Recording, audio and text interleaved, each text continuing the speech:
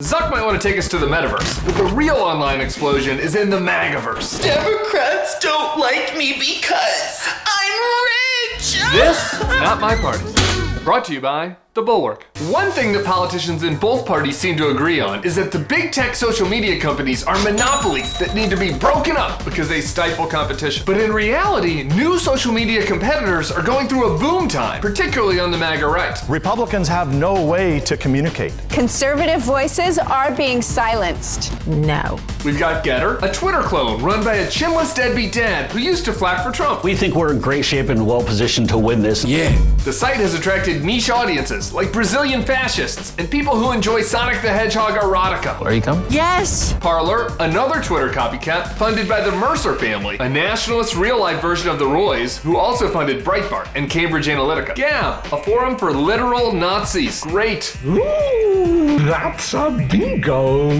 Rumble, a free speech YouTube knockoff that features MAGA pundits and Glenn Greenwald. That one was terrible. They were all terrible. And the latest entrant is from the marmalade magnate himself. His new site, branded Truth Social, is yet another Twitter knockoff. Who are the ad wizards who came up with this one? No, seriously, this looks exactly the same. Now get this, despite the supposed monopoly power of his big tech competitors, and the fact that he has no actual website or business plan to speak of, Truth Stonk is still taking off like a rocket ship to the moon. Check out the chart on the SPAC called DWAC that's backing this whack product. Affleck! Republican Congressman Devin Nunes is even quitting his job to go work for Truth Social. Why is all this happening? Well, there's a demand in the marketplace. Trump voters crave the content that the big platforms have recently been cracking down on. Things like Wojak and Pepe memes, anti-vaccine conspiracies, and weird Trump zaddy porn.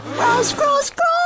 All this is popping up while the tech censors and DC regulators are playing a losing game of whack-a-mole and missing the unintended consequences. The pesky trolls will always find new rocks to crawl under, and the rodents multiply in the shadows. Life finds a way. One example of this is Christian Walker, who found himself in some drama this week. Walker is a gay, Starbucks slurping former cheerleader whose dad used to play professional football and is running for Senate in Georgia. He got huge on TikTok with sassy videos like this one where he calls Joe Biden a drug addict. And I'd like to know why President Jim Crow Joe Biden won't take a drug test, drug addict Joe. These wheels-off videos can get more views than mainstream media organizations. Christian took some heat over one of his latest videos, where he complained about rising gas prices while wearing a $1,300 Givenchy sweatshirt. He responded by clapping back at all the lazy poors who were just jealous. I'm sorry that my parents were lazy on the couch all day waiting for handouts. Now, this is just one kid. I could dunk on him over his moronic takes, or tease him over his face filling out thanks to those 20,000 calorie Starbucks frappuccinos he's sucking down, but that'd be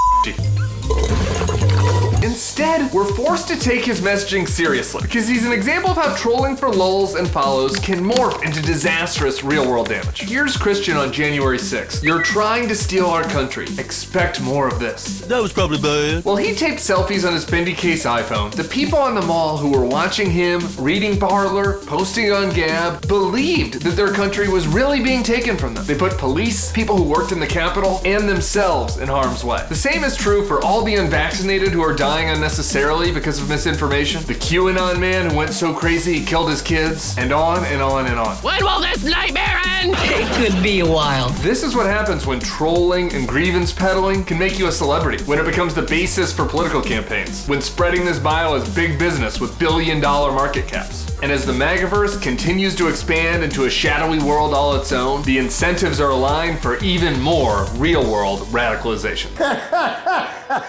See you next week for more Not My Party.